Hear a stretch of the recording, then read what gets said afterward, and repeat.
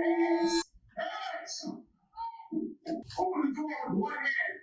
Put both hands on the wheel right now. Do not move, you understand me? Don't you fucking move!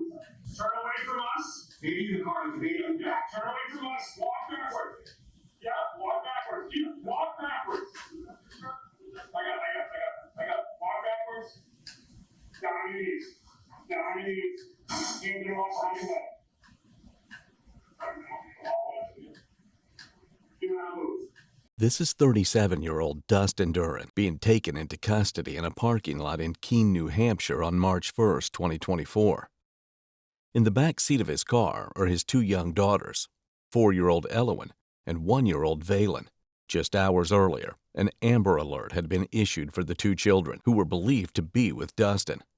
The events that led to Dustin's arrest started 24 hours earlier in Berlin, New Hampshire, when the Berlin police received an emergency call from Mark Duren, Dustin's father. Mark told the dispatcher that Dustin had just called and admitted to shooting his ex-girlfriend, Caitlyn Naffziger. He had taken their two daughters and was now on the run.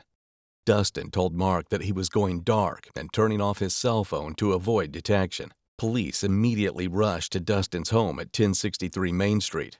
What they found inside was a scene of horror. 31-year-old Caitlyn Naffziger lay dead on the couch with a single gunshot wound to her head.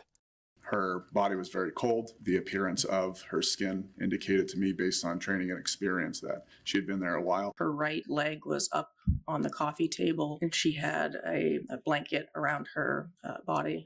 Beside her on the couch were her eyeglasses and her cell phone in a wallet case. Inside the wallet was her driver's license, and that's how they identified her. There were no weapons near the body. The gunshot wound was immediately visible. The bullet had entered the left side of her head above her ear and exited above her right ear. Blood and bone fragments from the exit wound were found on the left arm of the couch. But it's what investigators found next that told them exactly how this happened. On the floor to the right of the couch, behind a child's chair near the desk area, lay a spent 9mm shell casing. The positioning was critical. It told them that the shooter had been standing near the desk, facing the couch, when they pulled the trigger. When investigators measured the distance, it was approximately 3 feet.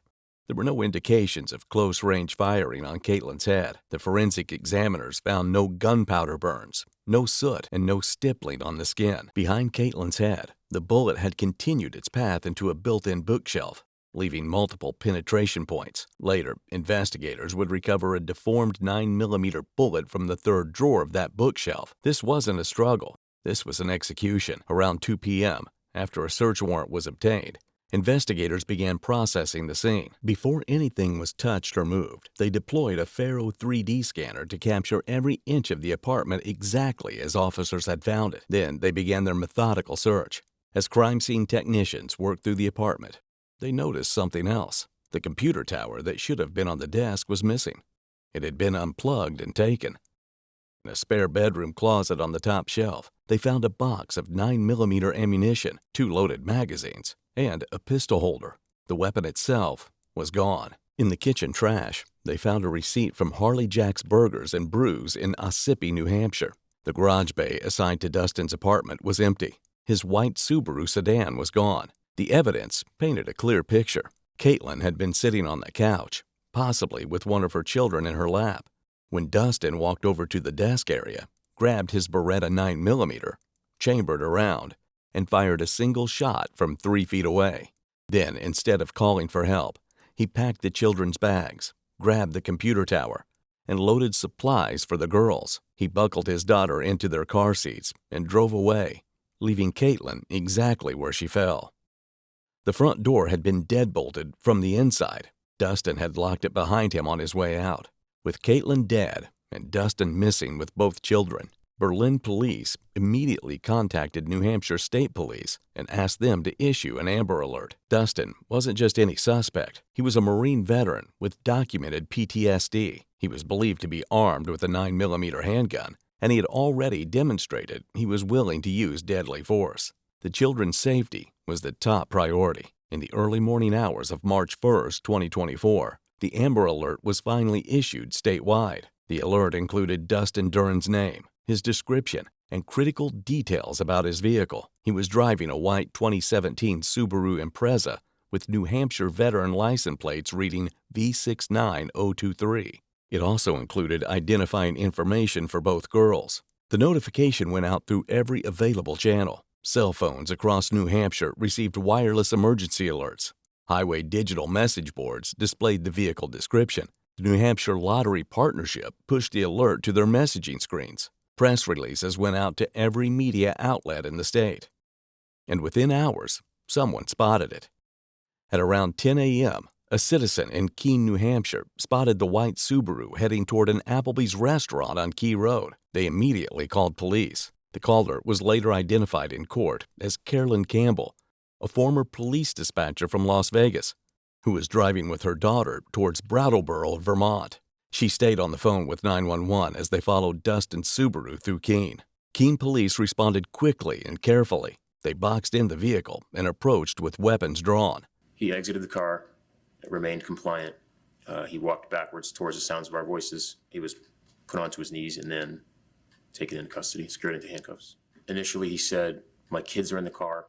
He said, "There's a pistol in the door." Both girls were found safe in the back seat. The infant was in the back, and she was just kind of lying in the car seat. She wasn't strapped in or anything like that. She was wearing a diaper. It was overflowing with feces. And her the older sibling, she was lying across the passenger side of the back seat, not buckled in. She looks terrified. They were immediately transported to Cheshire Medical Center for a full wellness check, while Dustin was taken separately to the New Hampshire State Police Barracks for questioning. Detectives began reading Dustin his rights and making sure he understood them. Research on suspect behavior shows that individuals who believe their actions were justified are more likely to waive their rights and explain themselves. Dustin appeared to fit this pattern. After gathering some more basic information about the children, their care, and family contacts, detectives shifted the conversation toward Dustin, Caitlyn, and their relationship history. Dustin was a former United States Marine. He had enlisted right out of high school and spent years serving his country across the globe, with deployments taking him to Japan, the Philippines, Thailand, Korea, Kuwait, and Iraq. In the Marines, Dustin excelled as a marksman. He became the battalion high shooter in boot camp, and later the squadron high shooter in Japan. His skills were so advanced that he was assigned as a combat marksmanship coach, training hundreds of other Marines throughout his career. He was honorably discharged as a sergeant in 2011. After leaving the military, Dustin moved to Los Angeles, where he worked in audio engineering for Fox Sports.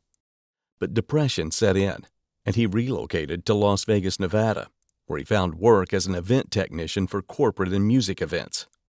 By 2018, the weight of his mental health struggles became too much, and he attempted suicide. For better care and support, he moved to Minnesota, where his parents lived. Years later, between 2021 and 2022, he was formally diagnosed with service-related PTSD.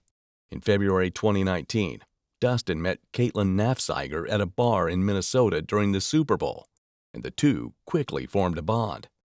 In April of that year, Caitlyn became pregnant. Though unexpected, Dustin grew excited about starting a family. The couple moved in together at his parents' home. Their first daughter, Elowen, was born in December of 2019. When Elowen was 6 months old, the couple moved from Minnesota to Las Vegas as a family. Their second daughter, Valen, was born in Las Vegas in January of 2023. In the beginning, they were simply two young parents trying to build a life together. Their daughters were the center of their world, and Dustin was devoted to them both. He loved spending time with Elowen and Valen and was deeply involved in their lives. Dustin loved Las Vegas. He loved the desert, the lifestyle. But Caitlyn didn't feel the same way. She didn't like Nevada, so they discussed relocating to another city. Caitlyn pushed for New Hampshire, where her Aunt Brenda lived and could help her find work. Their plan was to move in August of 2023. But before they could make that move, two things happened that would forever change how Dustin viewed custody and control. They planted a fear that would grow over the following year and ultimately become the axis around which everything else turned. So then we agreed.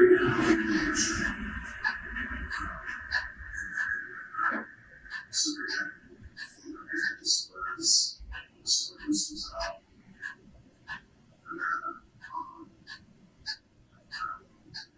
July, August of just this past year.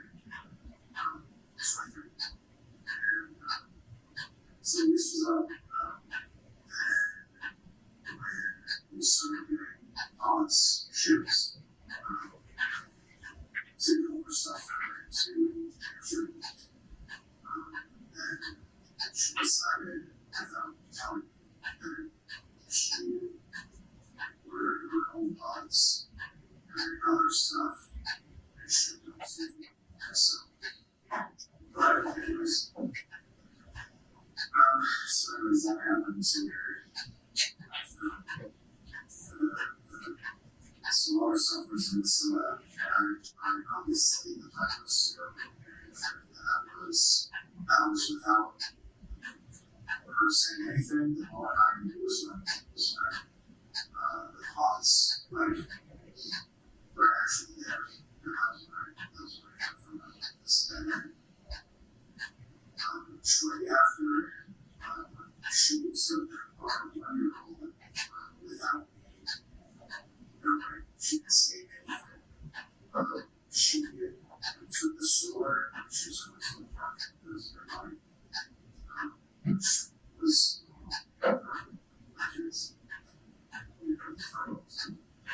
so she took the stroller and just left. She walked in the park. I didn't think too much of it. But then it was like some hours later, they had returned. So I got to the park and they were there.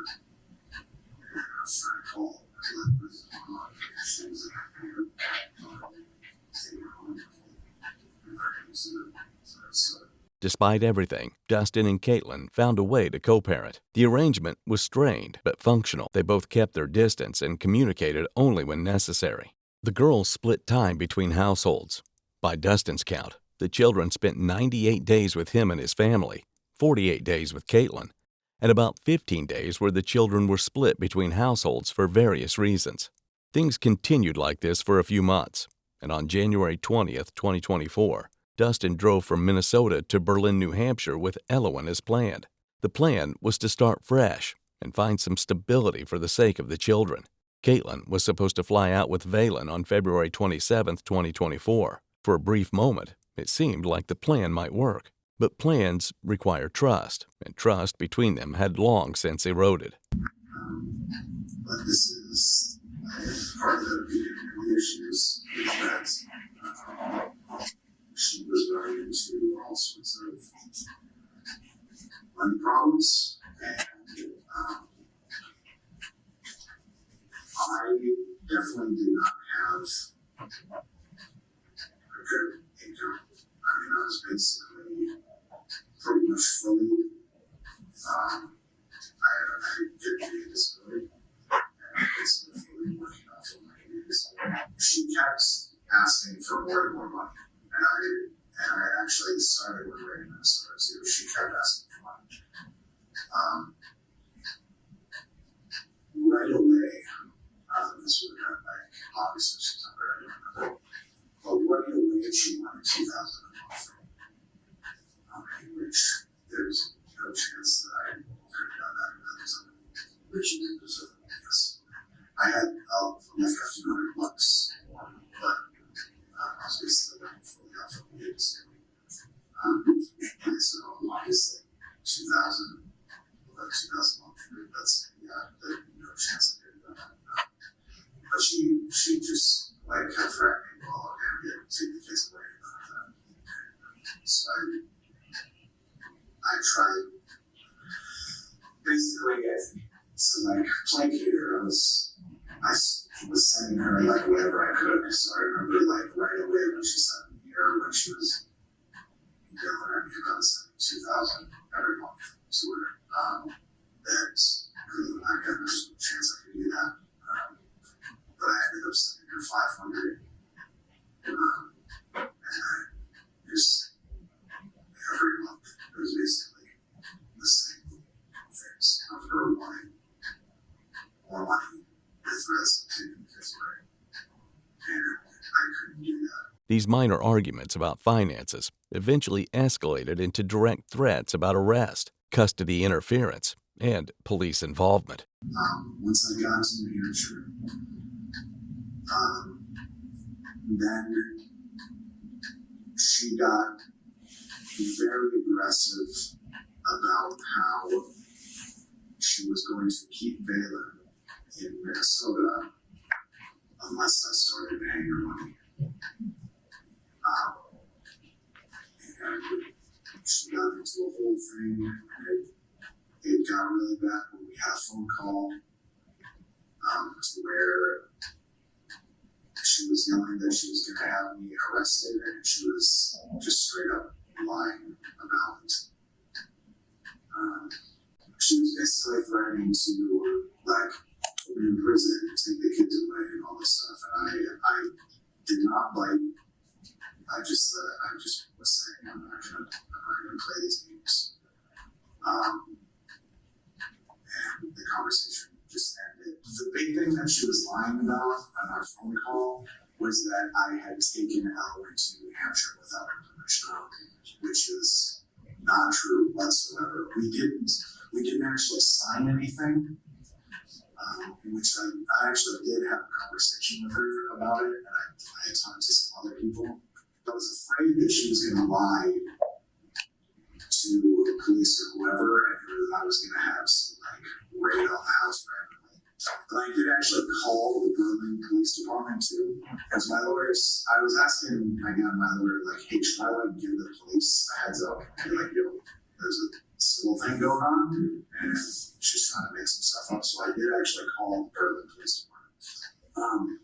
But anyways, but they said anyway. So now the text conversation, got into what were her plans of being here, what was she trying to do. And I texted something along the lines of, I'm assuming that you're going to want to stay at the house for at least a few days. And this was because I'm well, why would you come here? I don't want to sleep in California. And she then texted, no, I don't want to. Again, you can look at the text. So I'm going to refer to the text. So I'm not going to be, my memory isn't going to be perfect, but it's something along the lines of, no, I don't want to feel trapped there at your house. And so I just said, okay, because that made it super simple for me. That means that all she wants to do is just drop off Valen and leave that. Perfect. So then that was always the time. With the plan now in place, Dustin waited for Caitlyn and Valen to arrive. In his mind, the plan was clear. It would be a quick exchange, nothing more. But plans between Dustin and Caitlyn had a history of unraveling, and this one was about to collapse in ways he did not anticipate. I believe Tuesday was the 27th, which was when she flew in here. And then, so I didn't hear anything on Tuesday, which I wasn't planning to, but then on Wednesday we were supposed to be on there meeting up for her office. Linda lives in Hampshire, which was where, so Caitlyn flew into Boston, assuming she picked her up from the airport in Boston, and brought her to New Hampshire. Anyway, so that's obviously really over 3 hours from Berlin, Hampton to Berlin. And so I was basically, and then I got this text, I was basically saying well, let's try and be in the middle because I don't really want to drive 6 hours and whatever. So I basically picked a spot pretty much right in the middle. Possibly, and it was, we agreed to meet at Hart. So then, but I was texting her, trying to get her questions of well, okay, so Brenda's driving me there, and then She said that Brenda was just dropping her off. And then that made me text like, well, okay. I then was asking like, well, okay, is she picking you up afterwards? And she just never responded to that. But I was just immediately confused. Like, is she just going to leave and then come back? Because that doesn't make any sense. But she never responded to that. I got there, then she got dropped off. And she brought, so she called me to come outside. She got dropped off, so I could hear this all. She just got dropped off outside. Came out to the front of the restaurant. She had Valen's. She had a bag, a couple bags of Valen's stuff. And she said, hey, here's the stuff. Like, basically saying she didn't want to bring it inside, so I should just take it, put it in the trunk. So it's like, grab this one, put it in the trunk, and then leave it inside. And just ate. Obviously, I hadn't seen Valen in like over a month at that point. She had obviously not seen Ellen, and so we basically, there wasn't much conversation between Caitlyn and I. It was more so like, just serious. Right? Like, that was just kind of that was where my head was. And then after a while, she started, which is something she does, because she doesn't want to talk to me, so she'll talk to her kids, like, with me there. And so she was like, hey, should I come to your house? I asked her, I love that. Immediately, I was like, and again, obviously, none of this would have happened if I followed my gut. But I immediately was like, this feels like a bad idea. Because this was never part of the plan. She specifically said she did not, and again, it's in the text, that she did not want to come to the house because she didn't want to feel trapped. But anyways, I immediately just, I was not happy about it. But, and I started asking, like, well, where's Brenda? Like, is she not coming back to pick you up? And she was just saying, no. And I just decided, like, okay, if she just wants to come here, see the place, and then, like, stay the night, I guess, with the kids, fine. But she was not going to stay there any longer. And with this preconceived notion in mind, Dustin drove Caitlyn back to his house. He had convinced himself it would be manageable. It was just one night. She would see the place, spend time with both girls, and leave the next day, alone. For people with PTSD, control over their environment is essential to managing anxiety. Dustin's home was his safe place. Allowing Caitlyn to stay, even temporarily, was a significant concession. But he set mental boundaries and told himself he could tolerate it for one night. So we went back, I drove her up to the place. So that night, which was that Wednesday night, then she stayed the night there. We filled up that air mattress. And everything was fine. Again, we didn't talk much. It was just like, again, I was just happy to have Jim there. And what I would assume is that she was happy to be with Ellen. And the following day, I started asking her, hey, when's Brenda come and pick you up? And she was, at first, just refusing to answer. Like, she didn't do anything. She would just go into the kids' room and just like play with the kids.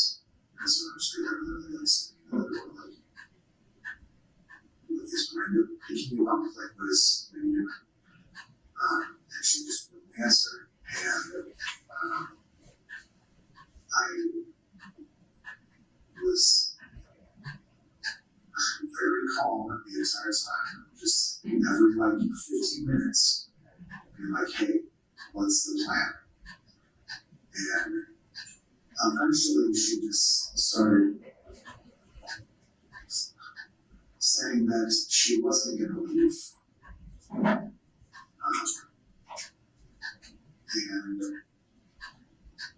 And then we got into a conversation about now we texted, you didn't want you here in the first place, and I don't want you here.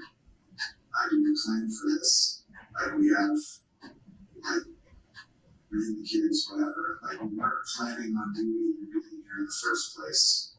Like, I don't want you here. And then she just said, no, I'm staying here. I'm not leaving. And that went on the entire day of her refusing to leave. And as it escalated more and more, she started getting more and more aggressive about how, I'm going to take the kids away from you, I'm going to call the cops, I'm going to get you arrested, all this stuff. And then, obviously, as things got more and more aggressive, if you can tell by kind of my demeanor, I'm a very calm person. I think everyone can ask me, I'm a very calm person. It takes a lot to get me riled up. But that is the one thing. There is definitely a lot more to my emotional attachment to the kids. But that is the one thing that does set me off, is like these continued threats of taking the kids away from me. And it was just getting to the point to where just the entire day of me trying to be like, you cannot be here, call Brenda, and I didn't have Brenda's number. And I was literally thinking, like, I could do it. Text something to try to get Brenda's number so I can talk to her. Trying to be like, hey, you need to come get her. But yeah, I didn't have a number very interested because of that. But yeah, it just got to the point to where she kept doing that. And then, I guess for the obviously we're all here about. With Caitlyn refusing to leave and Dustin unwilling to accept it, the pressure inside the apartment intensified. They began arguing about things they'd been arguing about for months and weeks: money, custody, control. Caitlyn told Dustin she was going to take the kids away from him. She was going to call the cops and have him arrested. Prolonged conflict without any clear way to diffuse it can drive a person toward a sudden, decisive reaction, especially when they feel cornered and out of options.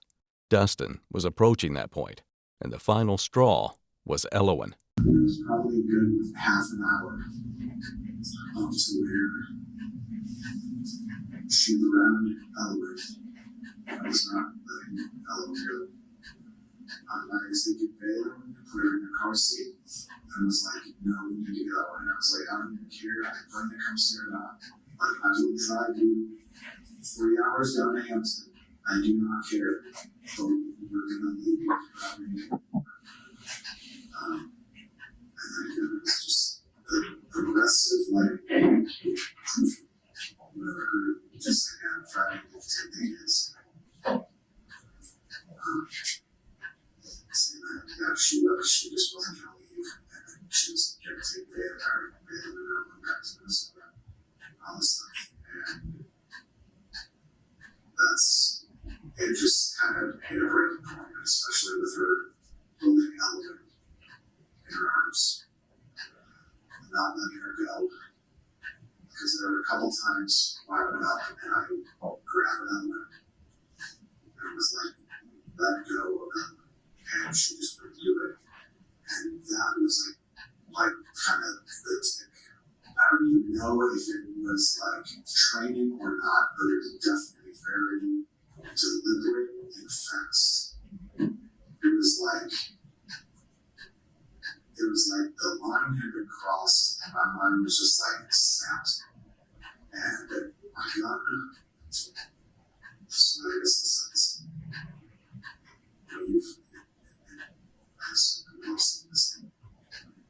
She was on the couch holding Ellen and not letting her. My gun was on my desk to the left. After a couple attempts of me trying to grab Ellen, Ellen, and her not letting go, it was very, very fast, very deliberate. I went and grabbed the gun. I'm someone who does not keep it around cheaper, but it was just very quick. I just grabbed it, cheapered it, grabbed Ellen, pulled her back, and shot her. It was very immediate, obviously. What was big in my head is Ellen yelling. I really hope, and I don't think she saw anything. She definitely heard it, obviously. And I had conversations with her.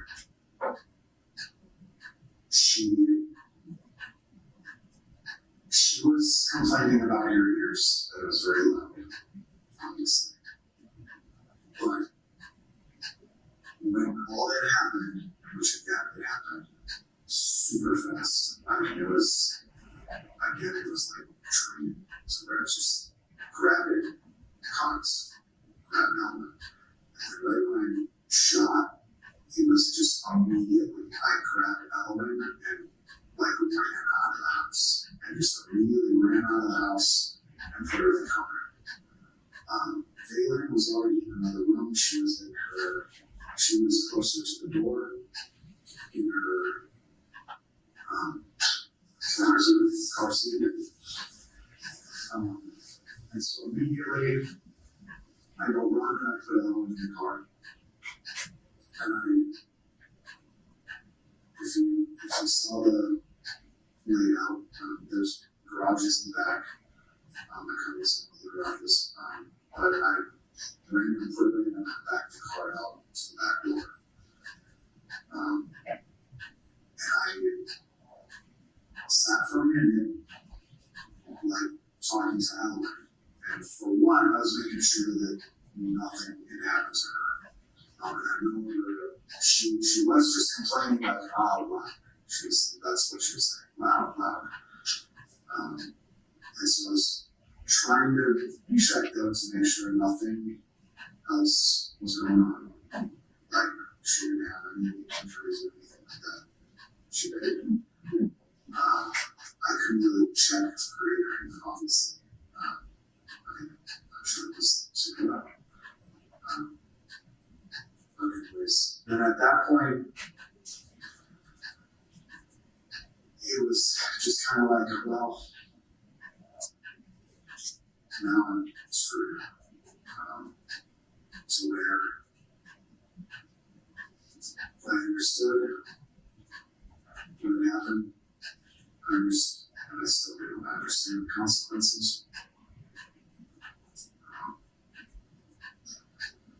But it was in that moment, again, I'm just a very calm person. Actually, I do my best is under stress. So I feel like I had a very clear head, and I was like, well,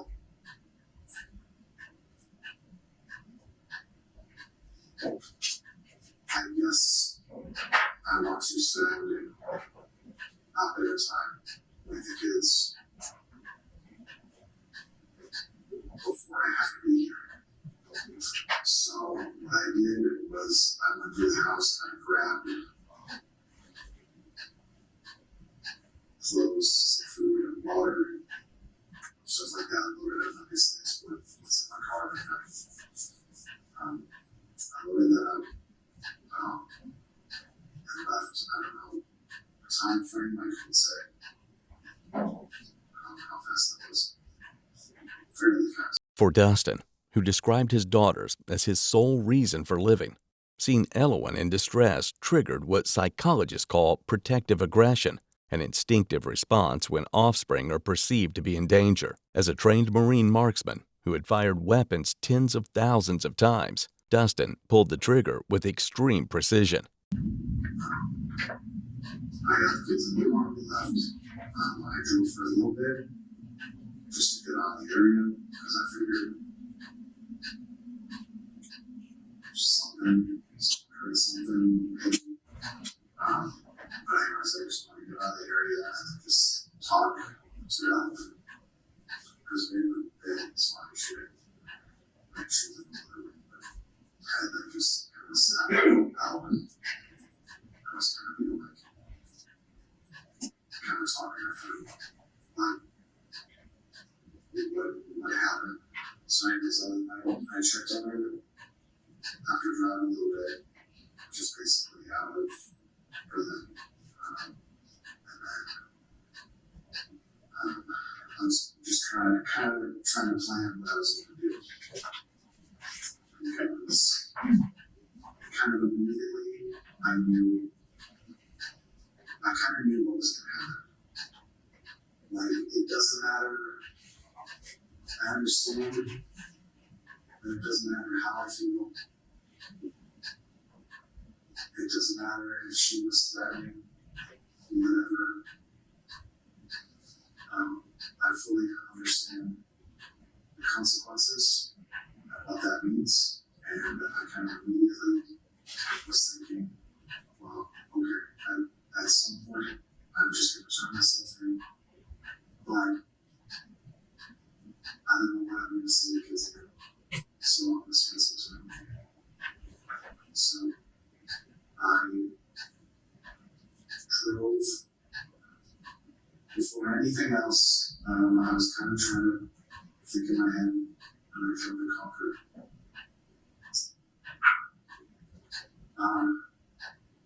Once I got to Concord, then I kind of sat with unraveling again, and at that point, they were both good and are happy. I was kind of like on the side down because it was like, and I thought Concord was very house in the front. And they were all better. They were both better. Caitlyn was crying. She was good. She seemed happy. And for my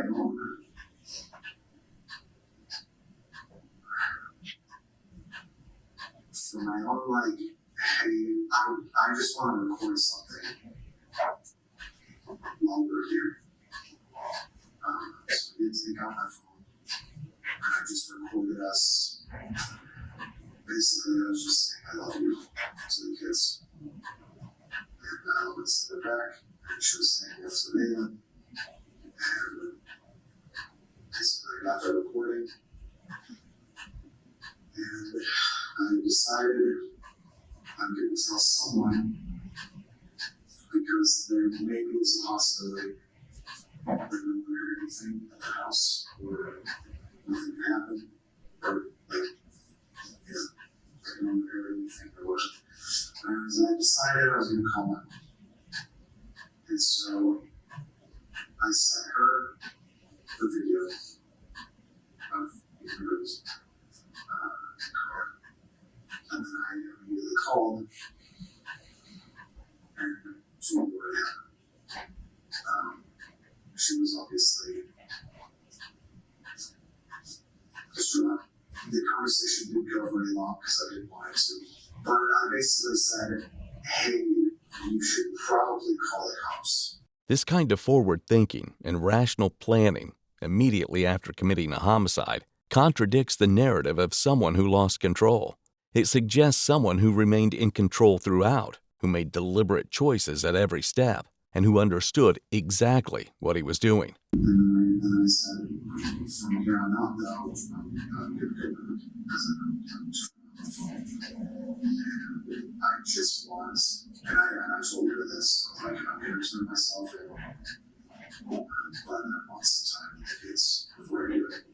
And then that's when I hung up and I turned my phone off. I ended up driving to, I don't know where in New York, and then just kind of laid in the backseat with the kids for got like a couple hours of sleep. that point. That was kind of when I was deciding, because my initial thought was, oh, I'll just surrender. I just surrendered this time. But then I kind of decided, you know what, I should probably do it in Hampshire. So then I started heading back.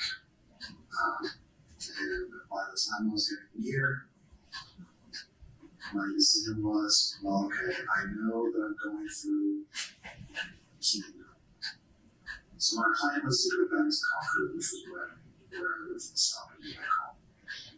So I was like, I guess I'm just going to Concord. I'm just but I was like, I do want to just sit down with the girls and just have breakfast. So I just kept driving, and then I saw the Applebee's. I was like, well, I guess I can see if Applebee's is open. Turn the corner. Like, I wasn't even paying attention because I was just trying to see if the Applebee's was open. And then I see the cop pull up behind me. The detectives now had a complete timeline documented. Dustin drove from Berlin to Concord, to New York, and back again. What struck the detectives most was Dustin's level of awareness throughout the entire ordeal. He anticipated police tactics. He envisioned multiple scenarios. He made calculated choices about when and where to surrender. He did say that he was becoming aggressive. They were doing this obviously more than gentlemen. There's a step towards that. Just threatening to take the kids away, like threatening you with calling the police, threatening to take the kids away. She threatened to hurt or harm you with any kind of threat physically, verbally, or you.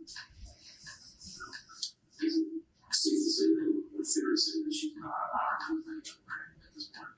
I mean, she's moving on. I would say I'm fairly aware of the surroundings. Obviously, I know my gun's right there. And then there's a couple of lights that are like partners. He was bigger than Caitlyn, and he had martial arts training from the Marines. He could have overpowered her and forcefully removed Elowen from her arms. He could have called the police like he had done a few months back when they had another dispute. But he didn't. He chose the most permanent option. The interview concluded shortly after this exchange. Dustin had said everything he intended to say. The detectives had everything they needed. After questioning, Dustin was held without bail pending his trial and legal proceedings. With their mother dead and their father under arrest for her murder, the focus shifted to the safety of the two children. At Cheshire Medical Center, 4-year-old Elowen and 1-year-old Valen were evaluated by Dr. Natalie Robertson, a third-year emergency medicine resident, with police present. Neither child showed any physical injuries. There was no indication of neglect or abuse. Both were well-nourished and appeared well cared for. However, Elowen complained of pain in her left ear, so Dr. Robertson examined it. She found no infection, no perforated eardrum, and no visible trauma. The pain was attributed to acoustic trauma, the result of being in close proximity to a loud gunshot. During the examination, Elowen also made a spontaneous statement to the doctor without being asked what happened. I remember her telling me something along the lines of, Mom and Dad were fighting. Dad hurt Mom and me. There was a lot of blood. The officers present made a note of this. After medical clearance, both girls were placed with family members. Meanwhile, investigators turned their attention to Dustin's vehicle, the white 2017 Subaru Impreza. On March 2, 2024, 2 days after the shooting, the Subaru was transported to the New Hampshire State Police Major Crime Unit facility in Belmont.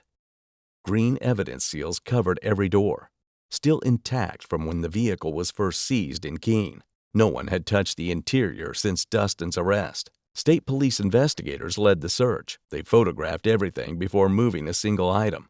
The front passenger seat held a pillow, fruit cups, a blanket, and cleaning supplies. The back seat was set up for children, 2 car seats, snacks, water bottles, a pink jacket. The cargo area was packed with diapers, wipes, children's clothing, and a jug of water, mixed with Dustin's own shirts and underwear. In the trunk sat a desktop computer tower, the same tower that had been unplugged and removed from Dustin's apartment desk. And in the driver's door pocket, exactly where his hand would rest every time he reached for it, investigators found a loaded 9mm Beretta. They also found a spent 9mm cartridge in the car, linking the weapon directly to the single shot that killed Caitlyn. Dustin had driven for hours with his daughters in the back seat and a loaded firearm within arm's reach. He had not secured it, he had not unloaded it, and he kept it accessible for the entire trip. However, the weapon did have all of its safety features engaged. Based on all available evidence, Dustin Duren was indicted by a Coos County grand jury on charges of second-degree murder in both knowing and reckless variance, reckless conduct with a deadly weapon, and endangering the welfare of a child. He was arraigned and held without bail. The trial began on October 20th, 2025 in Coos County Superior Court in Lancaster, New Hampshire. The prosecution argued this was a case about anger and control. This will not be a case that is difficult to understand. This will not be a whodunit. There will be no mystery. The evidence will prove to you beyond a reasonable doubt that Dustin Duren murdered Caitlyn Naffziger. The defense claimed that Dustin acted out of fear, that Caitlyn was kidnapping their daughter. This case is about broken promises, secret plans, and a father's unyielding love. It's about a Marine reacting to a threat toward his beloved daughter. A horrific tragedy, but not a criminal offense. Dustin Duren is not guilty. After hearing all the evidence, the jury deliberated for roughly 2.5 hours. They returned guilty verdicts on all counts: second-degree murder, both knowing and reckless, reckless conduct with a deadly weapon, and endangering the welfare of a child. On December 11th, 2025, Dustin Duren was sentenced to 45 years to life in prison for the murder of Caitlyn Naffziger.